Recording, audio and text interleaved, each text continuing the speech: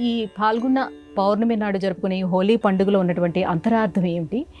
ఈ పండుగ మానవ జీవితంలో ఎటువంటి చైతన్యాన్ని రగిలిస్తుంది? స్ప్లాష్ అంటాం మనం ఇంగ్లీష్లో. వెబ్జిఆర్ అనే 7 రంగులను విరజిమ్మిదే వచ్చేదే స్ప్లాష్. ఒక వెలుతురు కిరణం తెల్లదిగా ఉన్నది అనుకుంటే అందులో 7 రంగులు కలిసి ఉంటాయి. ఈ రంగుల మిశ్రమం జీవితం. తెలుపు, ఎరుపు, నలుపు, నీలం, ఈ రంగులన్నీ ఏమిటి? గ్రహాలకు ప్రతీక. వివిధ రూపాలలో ప్రతీకాత్మకంగా ఈ రంగులను స్వీకరించిన ఆధ్యాత్మిక ప్రపంచం అన్నింటినీ మనం తెలుపులోనే చూడాలి అనే సందేశాన్ని అందించింది. తెలుపు సౌమ్య భావానికి, సాత్వికతకు, ప్రశాంత స్వభావానికి ప్రతీక.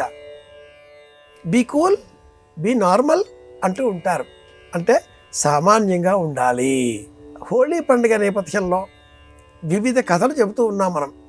హిరణ్యాక్షుడు, హోళిక, సింహిక, ఇంకా అనేక రకాల కథలు మనం చెప్పుకుంటూ ఉంటాం. రఘు చక్రవర్తి కాలంలో ఒకానొక రాక్షస స్త్రీ బాలబాలికలను, చిన్నారులను అంతం చేసి ఇలాంటివన్నీ కూడా ఉన్నాయి. ఉత్తర భారతదేశంలో ప్రధానంగా నిర్వహించే ఈ హోళీ పండుగ క్రమేణా దక్షిణ భారతంలో ఇంతగా వ్యాపించడానికి మూల కారణం ఉత్తర దక్షిణ భారతాల మధ్య భేదాభిప్రాయాలు లేకపోవడం. అందరం ఒక్కటే అన్న ఆనందరూపకంగా ప్రతి పండుగను కలిసి నిర్వహించుకోవడం.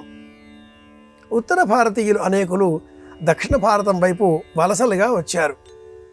ఆ సందర్భంగా అక్కడి సంస్కృతి పండుగలు ఇక్కడి సంస్కృతి పండుగలు అక్కడ రెండూ మిశ్రమం కావడంతో కాశీ, రామేశ్వరం ఏ విధమైన ఆధ్యాత్మిక ఐక్యతాభావాన్ని, సాంస్కృతిక ఏకత్వాన్ని ఆనాటి కాలంలో సాధించి నేటికి నిలబెట్టుకుని ఉన్నాయో అలాంటి నేపథ్యంలోనే హోళీ పండుగను కూడా మనం స్వీకరించాలి. ఈ పండుగ మనకు ఆకులు రాలిపోతున్నాయి అన్న బాధను మరచిపోయి మళ్ళీ ఆకులు వస్తాయి అనే ఆశాభావ దృక్పథం వైపు తీసుకువెళుతుంది. శిశిర వసంతో పునరాయాత అని శాస్త్ర ప్రమాణం. ఆకులు రాలిపోతాయి, బలవంతంగా వాటిని రాల్చవద్దు. ఆకులు పెద్దవారు, వృద్ధులు, వారిని ఆదరిస్తే వారి ఆశీర్వచనాలతో ఇల్లు వృద్ధిలోకి వస్తుంది. ఈ రాలిపోయే ఆకులు రాలిపోతున్నాయి కదా అన్న బాధ కాకుండా మళ్ళీ అవే ఎరువుగా మారి అదే వృక్షానికి మళ్ళీ ఆకులుగా పునర్జన్మ పొందుతాయి.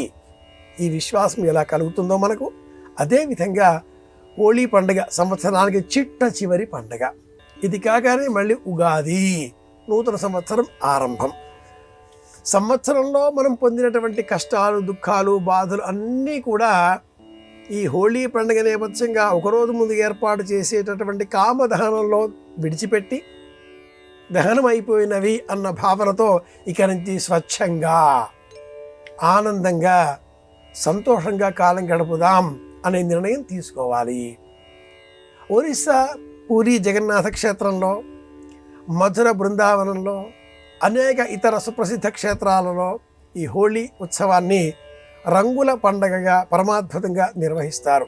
అయితే చర్మ వ్యాధులను అరికట్టే నిమిత్తమై ఈ పండుగను దక్షిణ భారతదేశంలో కూడా అనాదిగా నిర్వహించే సంప్రదాయం ఉన్నది అని మనకు ఆయుర్వేద గ్రంథాలు తెలియజేస్తున్నాయి. ముఖ్యంగా మోదుగ పువ్వు, ఈ పువ్వును నీటిలో బాగా మరగ కాచితే పింక్, లేత గులాబీ రంగు నీరు మనకు లభిస్తుంది. మోదుగ పువ్వులకు చర్మ వ్యాధులను తొలగించే శక్తి ఉంది. అలాగే ఉమ్మెత్త, పసుపు రంగులో ఉండే నీలికట్ల పూలు, పసుపు పూలు, అనేక పువ్వులు, ఆయా పువ్వులను, ఆకుపచ్చ పత్రాలను మరగ కాచితే ఆయా రంగులు లభిస్తాయి. భగవంతుడు ఎంతో కరుణామయుడు కదా, ఎన్నో రంగులు, ఎన్నో పుష్పాలు అందించాడు. వాటి ద్వారా రంగురంగుల నీటిని మనం సేకరించుకొని వాటితో మనం ఈ జలకేళలు లేదా హోళీ పండుగకు సంబంధించినటువంటి సంబరాలు నిర్వహించుకుంటే మంచిది. కానీ రసాయనాలు, కృత్రిమ రంగులు, దేహానికి కీడు కలిగించే, దుఃఖం కలిగించే రసాయన పదార్థాలతో హోళీ పండుగను నిర్వహించుకోకపోవడం ఆరోగ్యదాయకం.